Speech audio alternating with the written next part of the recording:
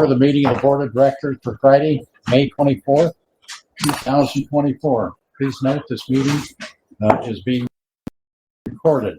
Thank you everyone for joining us today in person and through our audio options. Madam Secretary, please call the roll. Thank you, and apologies for, if you'll notice, there's no microphones on the table. We're in the middle of a PA AV upgrade right now. So next month when we come back, there will be microphones on the table. So we're just gonna ask you to speak up a little louder today, so everyone can hear you in the room. Starting with Director Conroy. Present. Dorsey. Present. Engardio. Present. Garbarino. Present. Giudice. Here. Grosboll. Here. Hernandez. Maston is absent. Milton Peters. Here. Carr. Present. Rodoni is absent. Safai is absent. Snyder is absent. Stephanie. Present. Thierio. Here. Tier. Here. Second Vice President Rabbit. Here. First Vice President Hill. Here. And President Cochran. Here. Thank you. You have a quorum. Thank you. You've all heard there's no microphone, so we all have to speak a little bit louder. Now, Director Garbarino, would you lead us in the Pledge of Allegiance, please? Pledge allegiance to the flag of the United States of America and to the republic for which it stands, one nation, under God, indivisible, with liberty and justice for all. Thank you, Patty. Madam Secretary, please continue with the next item on our agenda. Thank you. We are going to move on to public comment. That's item number 4 on the agenda. We're going to take public comment for everything on the agenda today. We're going to start with folks that are in the room before we move on to the persons who want to comment on the telephone line. So moving into the first speaker, I believe, Mr. Rohde, are you here in the back there? There you go. Mr. Rohde, please approach the table and begin your comment. Thank you. Good morning. My name is Dave Rohde. I'm the San Francisco Policy Co-Chair for the Climate Reality Project. In a discussion with my fellow climate activists last week, I was decrying the fact that of the 5 leading candidates running for mayor of San Francisco, none of them are talking about their climate agendas. I understand that politicians need to speak to the issues that resonate among voters, but my point was that every government policy needs to be prioritized relative to the urgency of addressing climate change.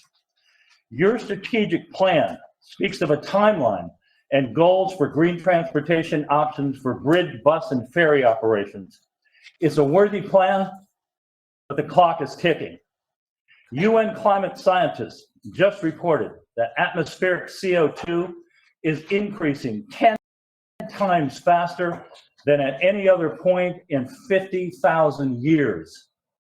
Your strategic plan says you will study and implement effective alternatives for bus and ferry emissions reduction within available resources. I remind you that clean energy options are abundant. Obvious by the items under 8B on today's agenda, you're well aware of funding opportunities, but delay is not an option. Due to the amount of heat our oceans are absorbing, the AMOC, the Atlantic Meridional Overturning Circulation, which balances temperatures around the globe, is slowing down, something that has not happened for more than 10,000 years and has dire consequences. Bridge district properties need to be decarbonized, become sources for clean energy and production of clean energy like solar and wind. And all marshes and wetlands need to be treated with the utmost sensitivity to the species that live in them. Biodiversity experts predict that 1 million plant and animal species are at risk of extinction. Earlier this week, on the Gulf Coast of Mexico, hundreds of howler monkeys dropped out of the trees dead on the ground when temperatures reached 115 degrees Fahrenheit. The strategic plan, support for the building of additional housing near transit hubs, align well with your overall goals to get more people out of their cars and onto clean energy transit systems. This becomes even more important with the mass migration that will be caused by the climate crisis. 3.3 billion people, 40% of the world's population, live in the tropics. By 1940, many of the population centers nearest the equator will become uninhabitable, creating hundreds of millions of climate refugees. You didn't cause the climate crisis. We all did.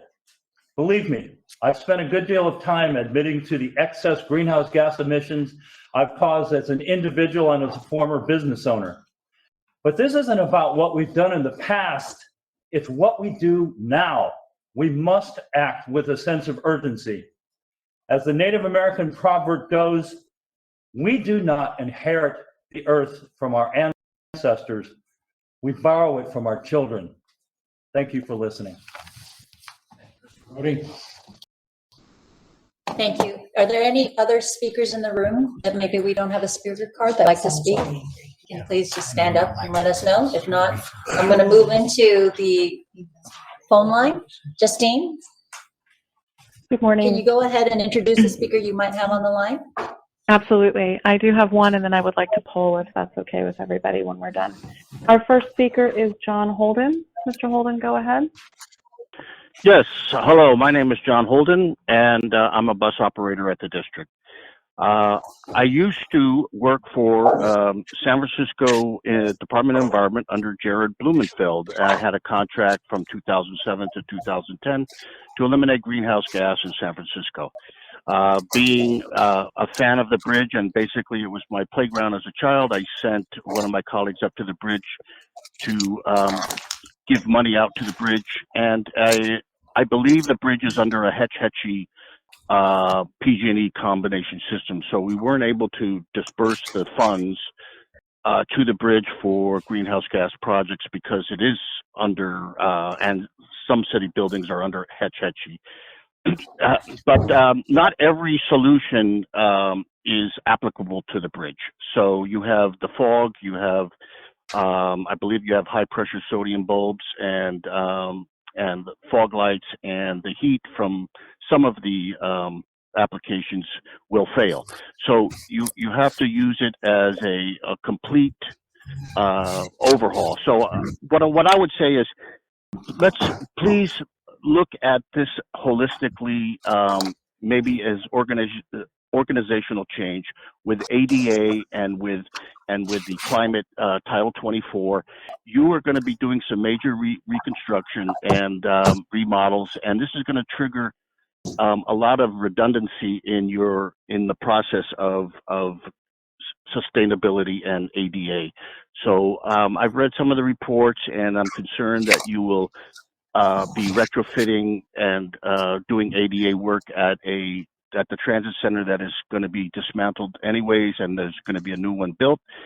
I find the district to be very conscientious when it comes to sustainability and ADA, and hopefully they can think more holistically around its goals of whether they want to become LEED. I was also a LEED AP, so if you want to become LEED certified, gold, platinum, or something like that, what you want to do is you want to capture points for, like, keeping the trees instead of cutting the trees down, or using C&D line from across the street at the Marine Sanitary for paving.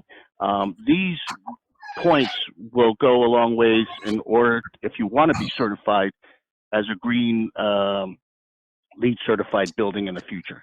So I would encourage the board to start thinking along bigger organizational lines, because the facilities overlap and cross overlap with facilities and maintenance and management when it comes to sustainability and ADA.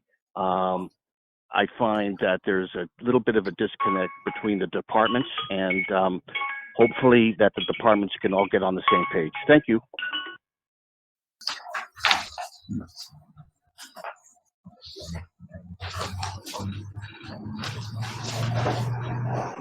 Justine, do you have any other speakers? I would like to poll if that's okay. If you don't mind, Go ahead. other people have jumped on. Is there anyone new that's joined us that would like to speak this morning at the board meeting? Please use ** to unmute yourself and let me know.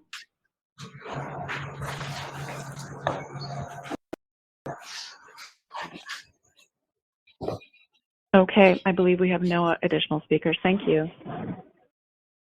Okay, thank you, Mr. Rhodey and Mr. Holden. Dennis, do you have anything you'd like to say? Just thank Mr. Rhodey for coming. It's a pleasure seeing him. We did miss him for many months, and so it's great to see you back. Thank you for your comments on the strategic plan. And you're right, we are under item 8B, approving funding to purchase some new buses, and the new buses that we're purchasing are electric. With respect to Mr. Holden, I want to thank Mr. Holden for his comments and let him know that we'll take his comments under advisement. Okay, thank you, Dennis. And thanks everyone for participating. This concludes our public comment for items on today's agenda. We're going to move on to item number 5 to approve the consent agenda. Before we take our vote, are there any questions from board members on the consent agenda? Seeing none, I'd like to have a motion to approve. So moved. Second. Thank you. All those in favor say aye. Aye. Is there any opposition? Let the record show there is no opposition and the motion passes. Go on to item 6A, which is a report of the general manager. Dennis? Thank you, President Cochran, members of the board, members of the public and staff. My written report is before you. I will highlight a couple items. The first item in my report provides more details on the emergency repairs we made to restore Sausalito ferry service after we had a cracked pile. Just to let you know that I will come back at a future meeting when we tallied all the bills to ask that you ratify my actions because the amount of the emergency procurement will exceed my authority as it pertains to the work done by Power Engineering. Secondly, on an update on our district operations post-pandemic, overall travel in the quarter continues to be well below pre-pandemic levels, especially commute travel, which is typically still about 25% below pre-pandemic levels. That having been said, travel in the quarter continues to trend upward when we look at a month compared to the same month ago, except for the first time bridge traffic in April. In April, southbound bridge traffic was 3% lower than April southbound bridge traffic in 2023. Many factors may have contributed to this decline, including the unlawful protest on April 15th that stopped southbound bridge traffic for just over 4 hours. Fortunately, bus and ferry service continue to grow. Bus ridership was 11% above April 2023, and ferry ridership was 8% above April 2023. So in general, travel continues to grow in an upward direction. We hope that the bridge traffic was an aberration last month. I would be remiss if I did also our bus operator apprenticeship program. Hats off to our prior bus division manager, Mona Bavalta, ATU Local 1575, Shane Weinstein, and many hardworking employees. We, working with Marin Community College District, we received our official approval as an apprenticeship program from the State Division of Apprenticeship Standards on May 7th. In 2021, we partnered with a couple agencies to bring that to fruition, and we're really pleased that we now have the opportunity to work with the colleges and community-based organizations to provide underrepresented groups in Marin and Sonoma ladders of opportunity to a long, productive career. Participants can earn college credits, which will support recruitment and retention efforts. Additionally, there are ongoing efforts to establish the first pre-apprenticeship program with Santa Rosa Community College. We have it underway, but it's not official yet. It takes a while to get these things approved. I want to thank everyone that was so hard to bring this to reality. People on our staff, as well as with ATU Local 1575 and 2 community colleges. It's a tremendous achievement. And it's paying fruits already. Our next bus operator class will have 15 operators in it. As customers come back, we need to add service, and to add service, we need to add staff. So we're well poised with these programs in place to do that. Next, I'd like to mention something not in my written report. In May of 2022, the board approved a $300,000 payment to participate in a pilot for a hydrogen fuel cell ferry boat called the Sea Change. It's the first hydrogen fuel cell ferry boat in the country. WIDA secured a grant. They're going to lease it for 6 months. This staff report that went to you in May of 2022 contemplated a June 2022 launching. I mention that because when you're on the cutting edge, you sometimes bleed a little bit. The vessel did come down to the base shortly thereafter. First fueling did not occur until June of 2023, a year later. But I'm pleased to announce that earlier this month, the U.S. Coast Guard issued a certificate of inspection for the vessel. So next month, there'll be some ceremony, and there'll be a kickoff for 6 months. Pilot service for the sea change. It's a 70-passenger boat. There'll be the opportunity to operate on the San Francisco waterfront. We're financial partners, so we can learn from the rollout of the technology. We'll have the opportunity to have our staff on board the vessel several times to see how it works. We will not be using it in our service because it doesn't fit our service profile for speed or capacity. But you have to start small and take one step at a time, and it's a huge step. And I just wanted to highlight that. Then finally, I'd like to mention the Employee of the Month. And the Employee of the Month is something that is selected by our employee management. And the Employee Month Committee selected ironworker Michael Balwinski to receive this prestigious award. I'd like Michael to come forward.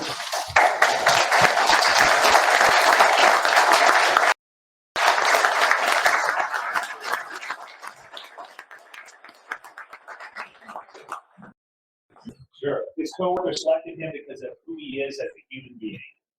He always is willing to help make available to others and provide support to others. Along with his coworkers, helps create a very collaborative work environment, and that's not unnoticed. He's been with us since October of 2012. He, prior to that, worked on the New Bay Bridge, and so he's had the opportunity to work on a couple of the stellar bridges in the Bay Area. He originally hails from Fairfield, California, where he was born on the airbase, and still there. And so he's a lifelong resident of Fairfield, and we're just proud to have him as part of our team here at the Bridge District.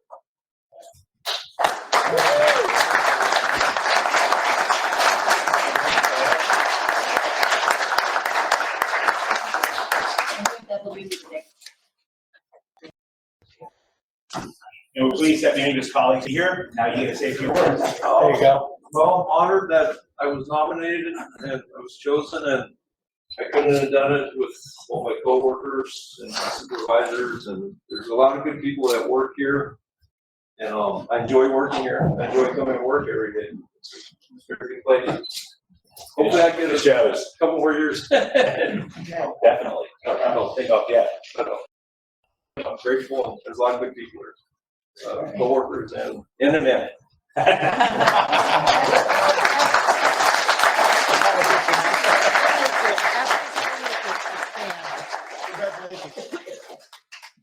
If your coworkers all want to stand just so the board can recognize.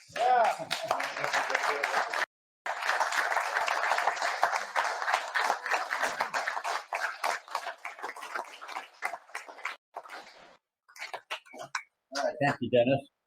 Are there any questions related to General Manager's report? Yes. Not a question, but a appreciation, President Cochran, to our general manager, the staff, and our crews for getting Sausalito Ferry back up and running so quickly and keeping the mayor and the city manager apprised every day. Thank you so much. The tourist industry is important to Sausalito, and the ferry is important to the tourists. So thank you very much. Thank you. All right, if there's no other questions, Dennis, thank you for your report. We're going to move on to item 6B, which is a report of the attorney. Kim, I'll turn it over to you. Thank you, President Cochran. My written report's before you. I'm happy to take any questions if you have them, and no closed sessions today. Any questions of our council? If not, Ava? Good morning, President Cochran, members of the board. My written report is before you, and I'll be happy to answer any questions you may have for me. Any questions of Ava? Well, you get off light again today. You did such a good job yesterday. Yesterday was great. Thank you. It was very appreciative of the all the photographs she sent out with our agenda for B&O yesterday. Okay. Now, we'll move on to item 8. No other reports under item 7. 8A is a report of Building and Operating Committee meeting. Mayor Garbarino, would you please make your report? Thank you, President Cochran. I would like to thank Barb for covering yesterday's committee meeting for me. Thank you so much. And very important, give thanks and congratulations to Ava for all of the accomplishments she has achieved as the district's chief engineer for nearly 30 years. Woohoo!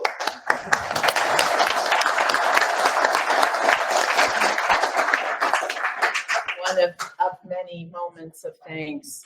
With all of that being said, the Building and Operating Committee is recommending approval of board agenda item number 8A1, which will ratify the action of the general manager to authorize the increased cost of the landing rights agreement license to land at the Port of San Francisco Piers, license number 16909, between the district and the city and county of San Francisco, operating by and through the San Francisco Port Commission. For a 5-year term expiring on December 31, 2026, with the understanding that the costs of the license is based on ridership figures, and since Golden Gate Ferry ridership has exceeded expectations, of the license over the 5-year term is greater than anticipated at the time the license was executed, as detailed in the staff report, and I so move, and that was all done in 2 sentences.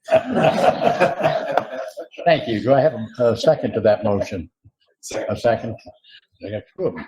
Before I ask for the vote, is there any questions related to this item? If not, thank you. All those in favor say aye. Aye. Is there any opposition? Let the record show there is no opposition, and the motion passes. Chair Gabarino, do you have anything further to report? Thank you, President Cochran. That concludes my report. Okay, thank you. On to item 8B on the agenda, which is a report from yesterday's Finance and Auditing Committee meeting. Chair Abbott, would you begin your report? Thank you, President Cochran. Real quickly, we have 4 items today. I just want to say thank you to Jill Wire and the entire staff. We had our first look at the budget yesterday, so very appreciative as we will move forward through our budget season upcoming. The Auditing Committee recommends approval of item 8B1, which authorizes the general manager Chair, or... I'm going to have to recuse myself. That's actually waiting for council to give you that. I'm sorry. The Finance Auditing Committee recommends approval 8B1, which authorizes the general manager or designee to submit and execute applications, qualifications, and certifications and assurances as required by the Federal Transit Administration for federal funding assistance for sections 5307, 5309, 5337, and 5339 programs, and by the Federal Highway Administration for Surface Transportation Program funding to support transit projects, commit the necessary local match funds for the projects, and assure completion of the projects as detailed in the staff report, and I so move. Do I, thank you. Do I have a second? Second. Okay, before I ask for the vote, are there any questions related to this item? Hearing none. All those in favor say aye. Aye. Opposed? Hearing none, let the record show there is no opposition to that motion. Correct, and we have 1 recusal from Director Conroy. Correct. Okay, she can go. Director Abbott, do you want to continue, please? Thank you, President Cochran. The committee also recommends approval of item 8B2, which is to authorize the general manager to file an application to Metropolitan Transportation Commission for fiscal year 23-24 regional measure 3 funds to support express services in the amount of $2,181,768 and any related revisions as detailed in the staff report, and I so move. Thank you. Do I have a second to that motion? Second. It's been seconded. Ask for the vote. Are there any questions related to this item? Hearing none. All those in favor say aye. Aye. Those in opposition? Hearing none, let the record show there's no opposition and the motion passes. Chair Abbott, please continue with your report. The third item for recommendation is item number 8B3, to approve a budget increase in the fiscal year 23-24 district division capital budget for capital project number 2213, the Business Intelligence Analysis and Transportation Statistics Reporting Solution, in the amount of $670,711, authorize execution of the second amendment to contract number 2022-D-067, Transportation and Implementation Services in the amount of $27,600, and authorize an increase in contract software implementation contingency by $19,387 as detailed in the staff report. I so move. Thank you. Do I have a second to that motion? Second. Okay, it's been moved and seconded. Before I ask for the question, are there anyone have questions to this? Seeing none, all those in favor say aye. Aye. Any opposition? Hearing none, let the record show there is no opposition to the motion, and the motion passes. Chair Rabbit, would you continue with your report, please? And the last item for approval is item 8B4, to authorize the execution of the Seventh Amendment to the contract with Mission Square Retirement of Washington, D.C., to extend the term by 5 years and include 2 one-year options to continue providing bundled plan services for the district's IRC Section 457B, Deferred Maintenance Compensation Plan, and 401A, Defined Contribution Plan, as detailed in the staff report, and I so move. Thank you. I have a motion. Do I have a second to that motion? Someone going to second it? Second. Second, there we go. Before I ask for the vote, are there any questions relating to this item?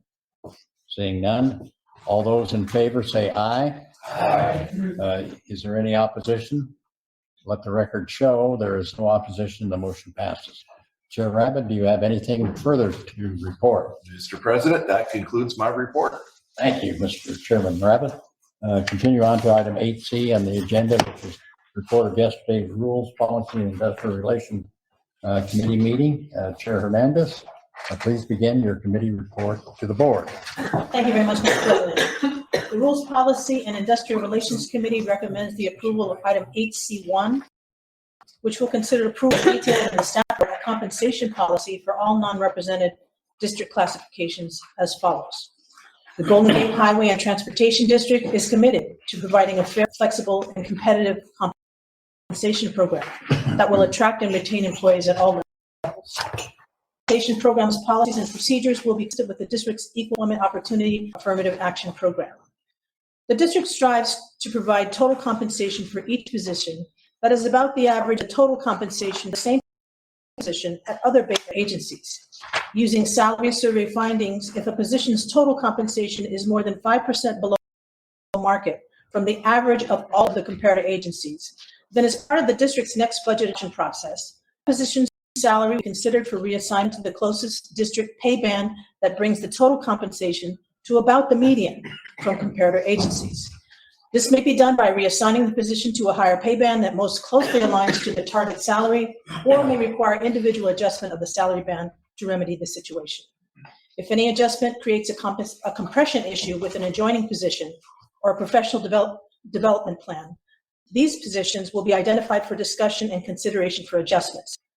The recommended comprehensive package of positions proposed to be adjusted will be submitted as part of the budget process for board approval. And I so move. Thank you. It's been moved and seconded. Before I ask for the vote, are there any questions related to this item? If not, all those in favor? Aye. Okay. Oh, all right. If there's any opposition, please no opposition, let the record show that there was no opposition. Chair Hernandez, would you please continue with your next item? Thank you, Mr. President. The last item for recommendation is the approval of item 8C2, which is to approve amendments as detailed in the staff report, division table of organization that will eliminate vacant positions of Senior Director of Transit Operations, Senior Director of Business Operations, and Supervising Schedules and Data Analyst. Will establish the positions of Administrative Analyst, Manager of Fleet and Facilities, Bus Operations Program Manager, and Apprenticeship Coordinator, and will reclassify the positions of Director of Schedules and Service Development to Principal Scheduling and Data Analyst, and Office Specialist to Office Coordinator, and I so move. Thank you. Do I have a second to that motion? It's been moved and seconded. Before I ask for the vote, is there any question related to this item? If not, all those in favor say aye. Aye. Is there any opposition? Hearing none, let the record show no opposition. Director Hernandez, do you have anything further to report? Mr. President, that concludes my report. Thank you. Thank you. Moving on, there are no addresses to the board or item number 9. Moving on to agenda item number 10A, which is discussion and possible action to approve the director's proposed final 2024 strategic plan. The report begins on page 63, and I will hand things over to Chair Holt, who will kick off this report. Mike, please begin your committee report. I will end by thanking everybody who was involved in it. This month, I will not list everybody involved. It was a long list, and participation was asked. There were more than 400 suggestions that came in for the plan after all. And then I want to say, as I did last month, what the plan is. And that is, it is a set of instructions to staff as to what to work on to bring back before this board for future action. It is not, and that it is not a set of final decisions. These are not the proposals themselves. These are instructions to develop proposals to bring back before us. It is a living document. We intend it to be a living document.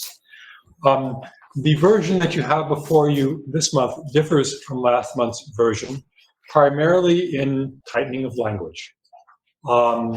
We've wanted to be a little more direct and spare where that was possible.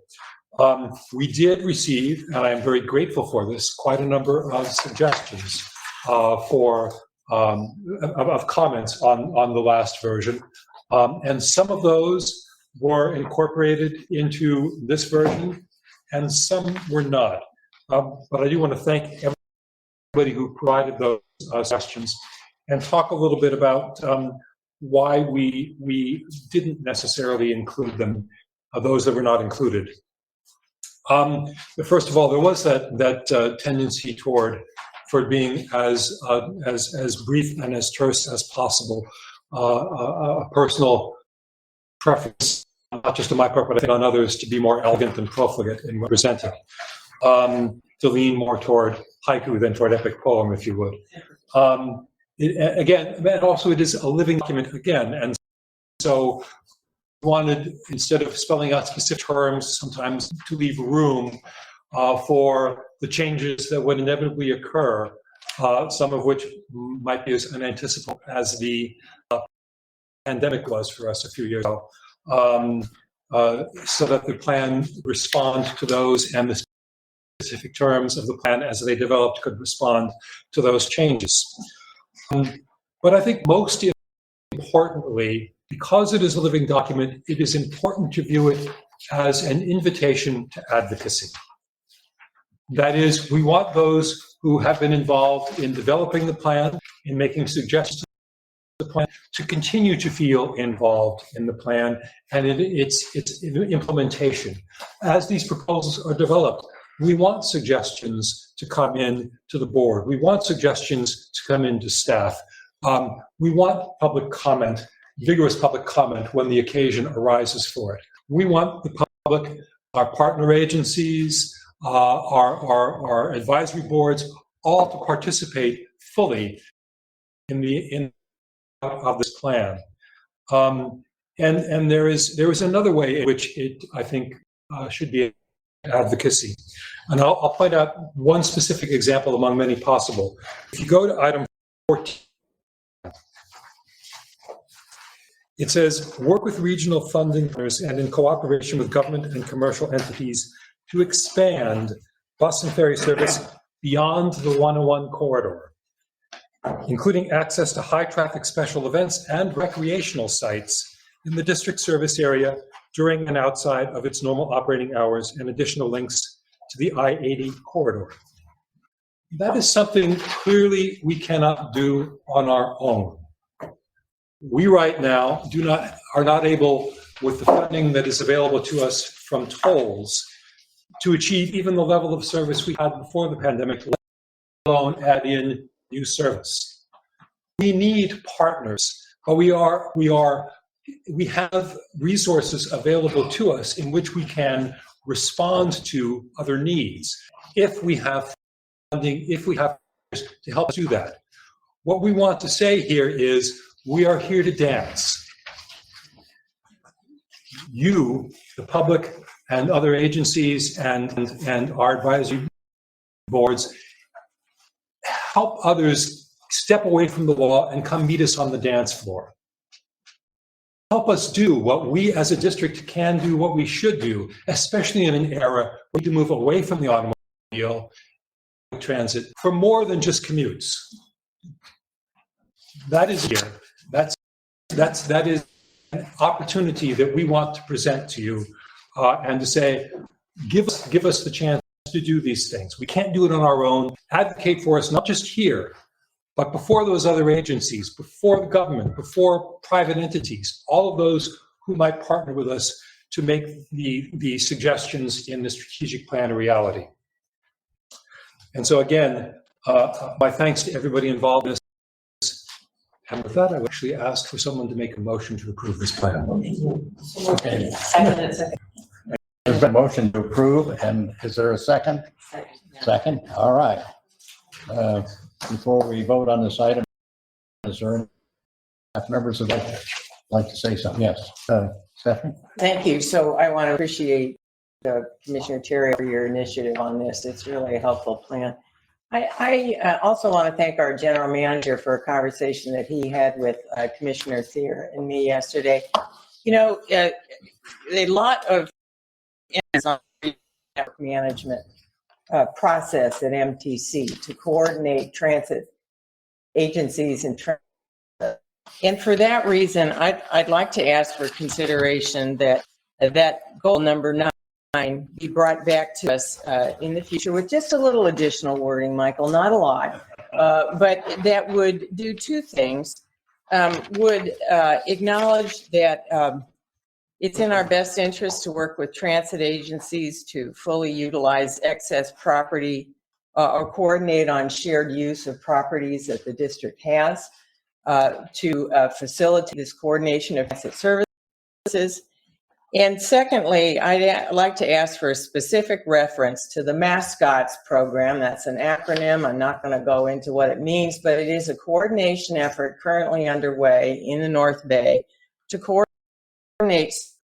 And Mascots was not a thing until during the time the strategic plan was developed, but it is very much an effort now strategically to coordinate services, and we'll have some implications that should be considered in this strategic plan. So I'd like to ask for consideration of those two additional wordings, because I can tell you as an MTC commissioner that and you know, transit funding in Transit Future is very much a hot topic. It is very unsettled at MTC right now. The transit legislation received some amendments this week that really threw everything up in the air. There's not agreement at MTC on whether or not to go forward with the bill. And so I think it really behooves us to say that we are a team player in this, that we are looking to coordinate with our regional agencies and agencies and really tighten up what we do for the benefit of our customers. So long-winded, but I hope that we can make those changes.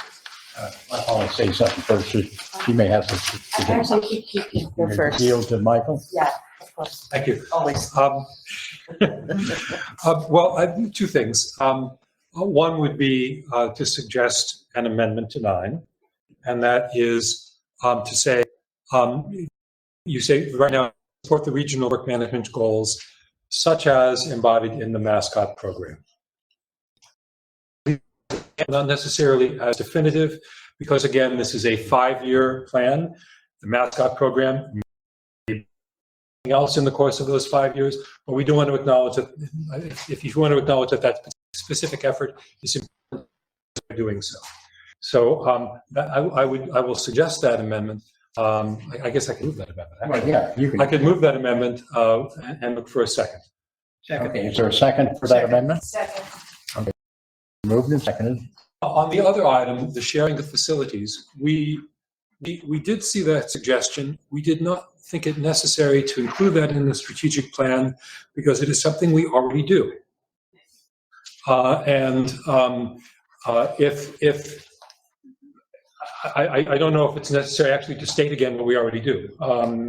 So it was again, in the question of being elegant and brief, we thought we already do this. Why would we say all over again if we're going to do what we already do? If I can propose I'm happy to listen to the it. baby Yeah.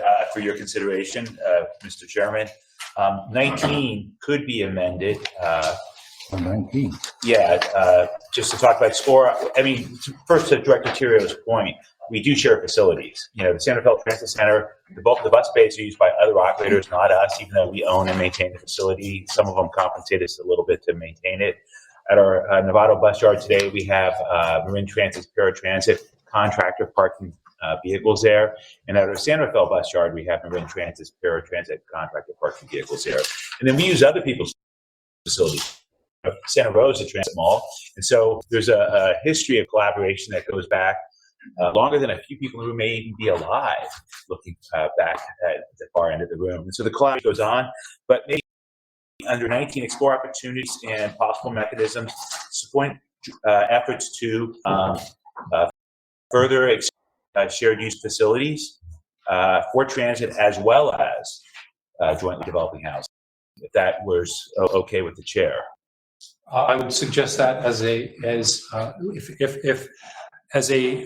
addition to the other amendment, if that's all right with the seconder. Second? Yes. Second. Okay, all those in favor of, I actually I have something I want to say. So I wanted to thank Supervisor Moulton Peters and Commissioner. I also wanted to thank Dennis for being with us and kind of setting forth, you know, one of the things I wanted to add was that our conversation under number 9, you'd indicated that number 9 really does include exploring shared use of transit facilities, and that would be something that would be under the regional network management goals as well. So I think it's in there as well. I just wanted to make that comment.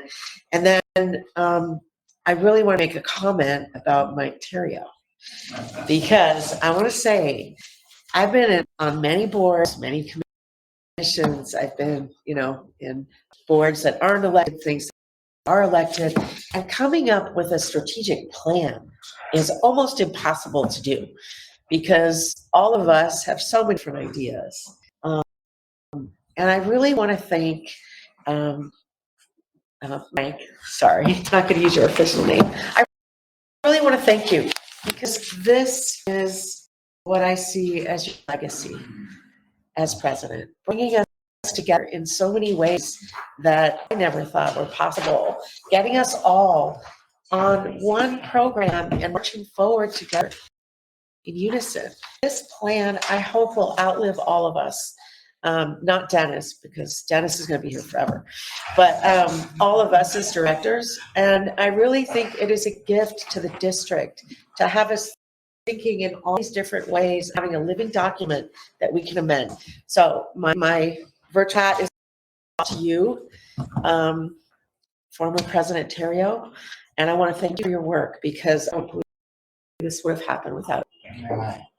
okay, I got 2 more. Patty?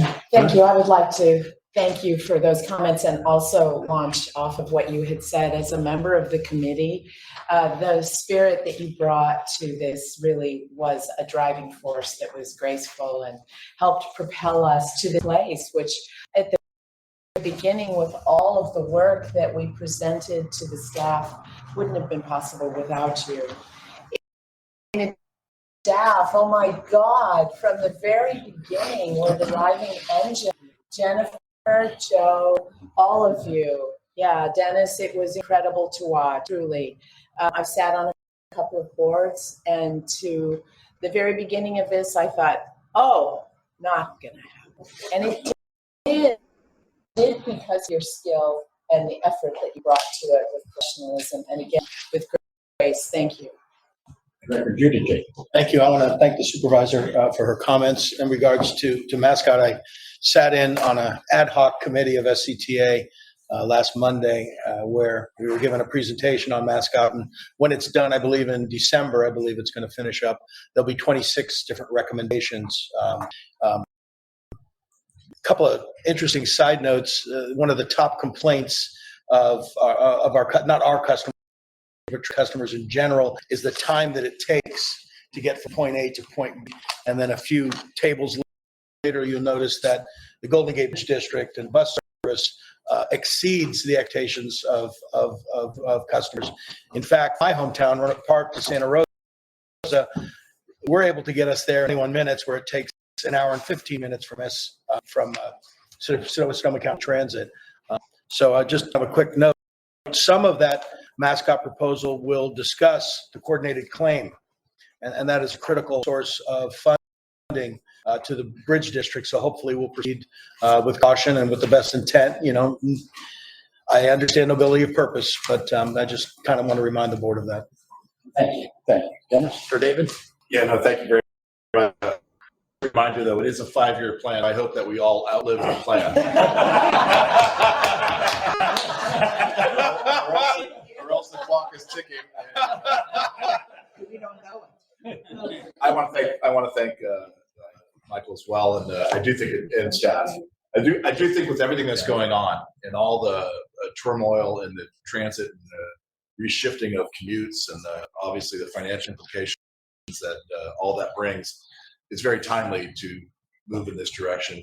And I think it was wise to expand it into these larger conversations than what we've had in the past. So do appreciate that. Obviously, I'm chair of that Regional Network Management Committee at MTC, and I do think it's important that we all play well in the sandbox. That's a rich hat, including the shared facilities, and there'll be more opportunities, I'm sure, as we all shift. Every agency, all 27, shift in terms of what they're providing in the future based upon the changes that we've seen and whether or not it ever comes back to pre-COVID, whatever normal is. Just want to say thank you for that, and I think it's time to have this laid out going forward, and it'll help guide the board. Thank you. And thank you to the staff and especially Michael for all of his work. We have 2 amendments, and first I'd like to ask, is there any public comment? So we'd like to actually poll and check one more time after we started the meeting. We're not sure if a few of the people who joined in were just listening or if they'd like to comment. So I'm going to turn to Justine. Justine, would you like to poll one more time just in case there's public comment on the line? Certainly. Is there anyone that's joined us that would like to speak this morning under public comment? Please use ** to unmute yourself and let me know.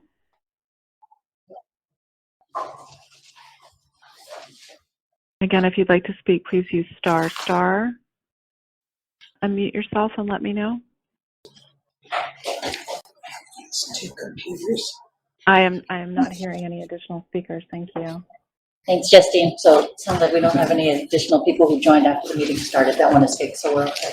Do I have to vote on the amendment first? Yes. Yes. All right. Yes. So we have a motion and a second on the amendments. All those in favor of the amendment say aye. Aye. Those opposed, saying no. Hearing none. So let the record show that there was no opposition. Now, for the motion, we've got a motion to approve and a second. So all those in favor say aye. Aye. Opposed? No opposed. So let the record show that the opposition is the motion, and it passes. Congratulations, Michael. Thank you.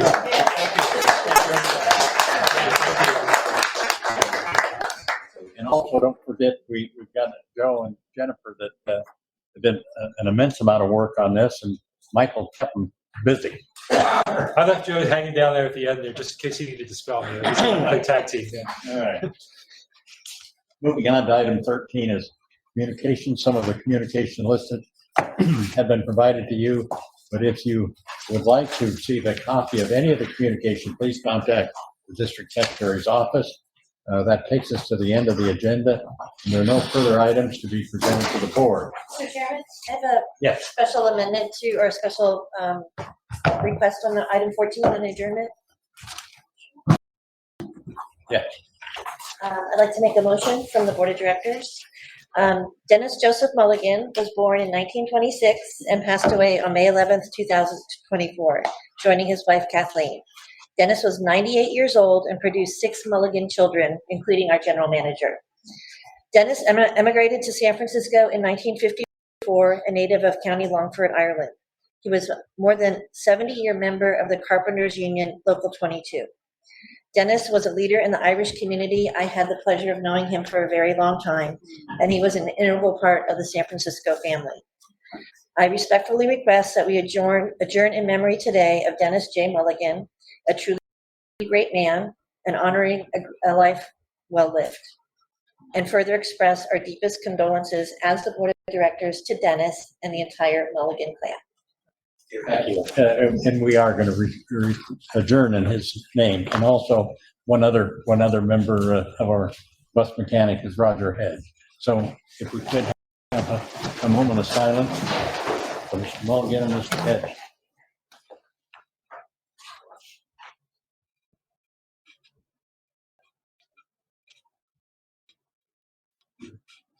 All right, thank you.